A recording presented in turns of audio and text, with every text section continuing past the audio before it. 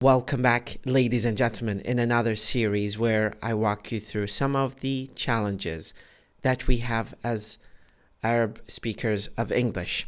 بعض من المشاكل الأساسية اللي احنا نواجهها كمتحدثين باللغة الإنجليزية كلغة ثانية تتعلق باستخدام الأسماء والضمائر في اللغة الإنجليزية.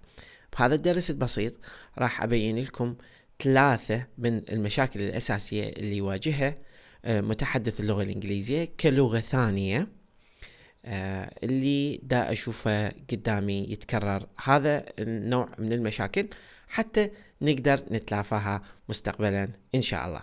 المشكلة رقم 1 هي مشكلة استخدام personal pronouns that are often added to verbs. مثلا my father he lives in California.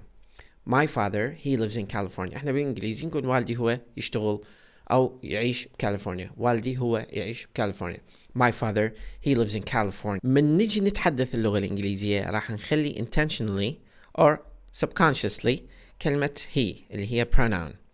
هل هذه الكلمة ضرورية استخدامها في اللغة الإنجليزية؟ لا، لكن احنا نستخدمها بطريقة غير واعية، بالتالي راح تخلينا نكون جملة باللغة الإنجليزية على وفق هيكلية الجملة باللغة العربية. هذا المختصين والنحويين يسموه negative transfer يعني انتقال السلبية. احنا من تلتقي لغتين بالدماغ راح يكون بيناتهم منطقة رمادية، مو كل واحدة مستقلة عن الثانية لكن اكو أواصر مشتركة.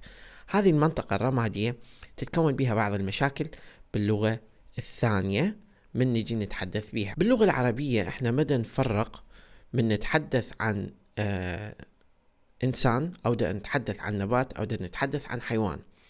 فمن نيجي نستخدم ضمائر الوصل فنقول الحيوان الذي يأكل النبات مثلا، أو الحيوانات التي تأكل النبات، أو الإنسان الذي يتناول همبرجر. فالفكرة وين؟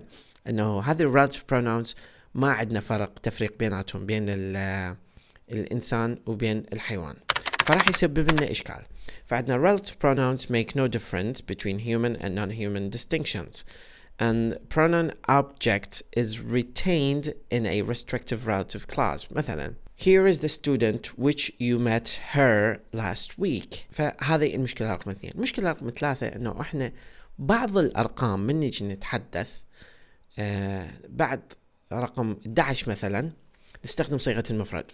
فمن نجي نتحدث نقول أنا عندي 11 كتاب، عندي 11 كتاب، 11 كتابا. I have 11 book. لأن ده ترجمها بطريقة غير واعية من اللغة العربية، فهذا يسبب لنا إشكال. لكن باللغة الإنجليزية أكو match. Anything beyond 2 including 2 is considered plural. We don't have dual except for certain occasions. So generally speaking we do not use dual. And when we talk about things that are beyond 0.2 we just use plural. So I have 11 books.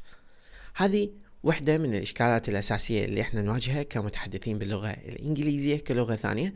أتمنى تكون استفاديتوا من عندها وانطتكم فكرة حتى نقدر نتلافى هذه المشكلة في كلامنا في اللغة الإنجليزية. ربي يحفظكم.